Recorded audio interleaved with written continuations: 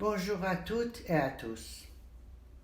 Dans cette deuxième vidéo de la série Comment lire Marcel Proust, je voudrais répondre à la seconde question que j'ai posée au début de mon discours, à savoir que lire de Marcel Proust. En effet, les œuvres de Proust, né en 1871 et mort en 1922, semblent nombreuses aujourd'hui. Si on avait l'occasion de se rendre dans une grande librairie française, ou si l'on cherchait ce qui est actuellement plus courant sur les sites internet, on se trouverait devant différents ouvrages. Wikipédia, par exemple, cite les travaux de Proust dans l'ordre suivant: Les plaisirs et les jours, Jean Santeuil, traduction de Ruskin, comprenant la Bible d'Amiens et Cézanne et l'Élise, Contre Sainte-Beuve, Pastiche et mélange et À la recherche du temps perdu en 7 volumes. Si nous poussions notre enquête un peu plus loin, d'autres ouvrages s'ajouteraient à la liste. Sur la lecture, Le mensuel retrouvé, Le mystérieux correspondant et autres nouvelles inédites, et bien sûr, la masse impressionnante des correspondances de Proust avec ses amis et les membres de sa famille. Devant une telle variété et cet ensemble de plus de 20 000 pages, on pourrait rester perplexe et le choix s'impose.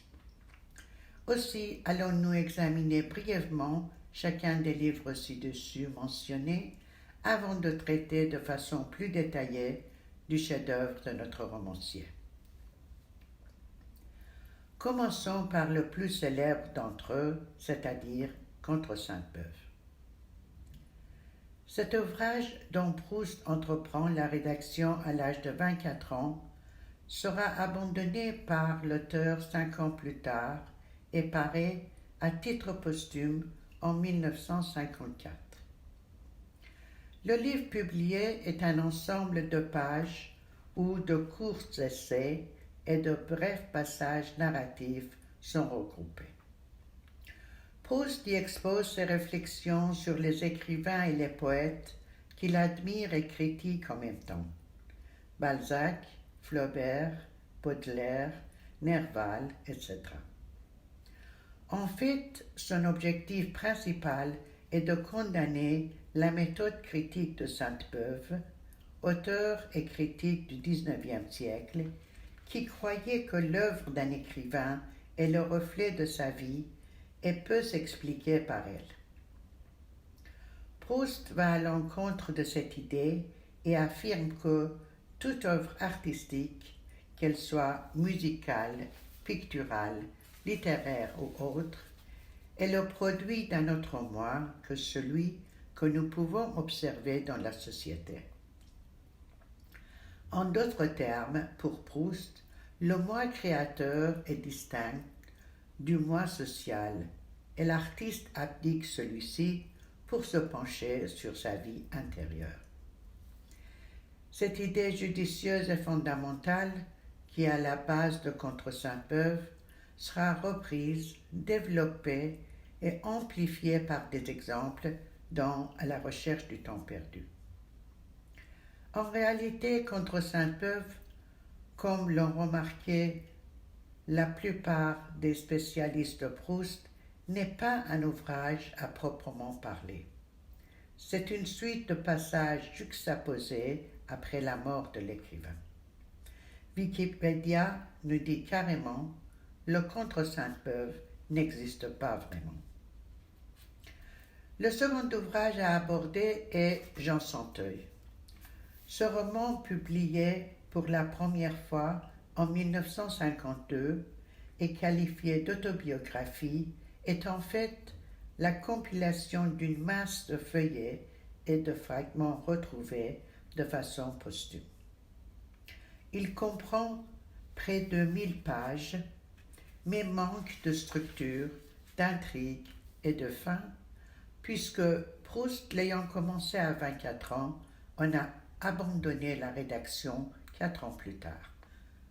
Par ailleurs, la disposition et l'agencement de ces caisses et feuillets épars s'est déchiré, pour reprendre les termes d'André Mauroy, se modifie selon les publications différentes et au gré des critiques universitaires et des éditeurs.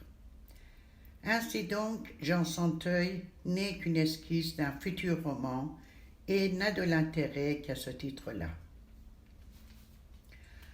Pastiche et mélange est un recueil de préfaces et d'articles de presse parus principalement dans le Figaro à partir de 1908, rassemblés en volume à la demande de Gaston Gallimard et publiés en 1919. La partie initiale, comme le premier terme du titre l'indique, comprend 9 pastiches littéraires ayant pour thème commun l'affaire Lemoine, un fait divers concernant un escroc qui alimenta l'actualité dans les années 1908-1909. Proust cherche ici à imiter la manière d'écrire et le style de célèbres écrivains, parmi lesquels on peut nommer Saint-Simon, Renan, Michelet, Sainte-Beuve et bien sûr Balzac et Flaubert. Toutefois, l'ouvrage ne contient pas tous les pastiches de Proust qui se délectaient de ce genre d'exercice.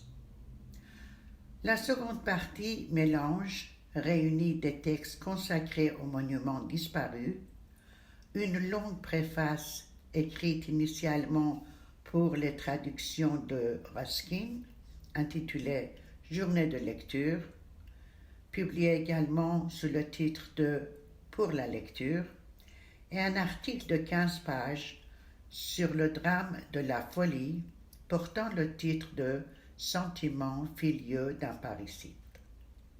Tous ces écrits datent de 1900 à 1907.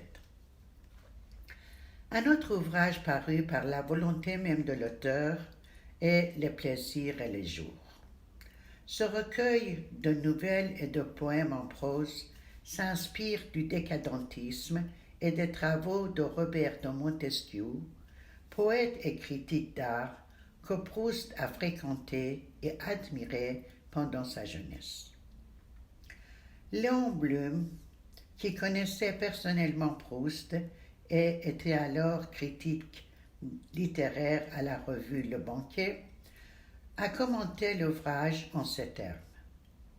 Nouvelle mondaine, histoire tendre, vers mélodique, Monsieur Proust a réuni tous les genres et tous les charmes. Or, malgré quelques appréciations amicales de ce genre, les plaisirs et les jours passent inaperçus par la critique de l'époque, et Proust, qui, âgé de 25 ans, avait tenu à sa publication, cherchera à en éviter la réimpression pendant qu'il rédigeait À la recherche du temps perdu. Jetons un coup d'œil rapide sur les 2 ouvrages qui ont vu le jour plus récemment. Le mensuel retrouvé et Le mystérieux correspondant et autres nouvelles inédites.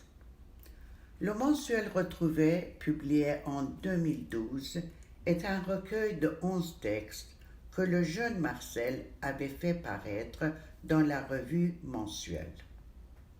Il y utilisait divers pseudonymes, n'y mentionnant qu'une seule fois son nom et se contentant une autre fois d'y mettre ses initiales, M.P. L'ouvrage comprend des chroniques de mode, de la vie mondaine et culturelle et des commentaires d'exposition.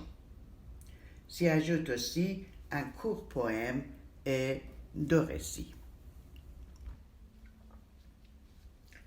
Le mystérieux correspondant et autres nouvelles inédites, paru en 2019, est un ensemble de 9 nouvelles initialement destinées à figurer dans Les plaisirs et les jours, puis écartées par l'auteur et ne paraissant même pas en revue.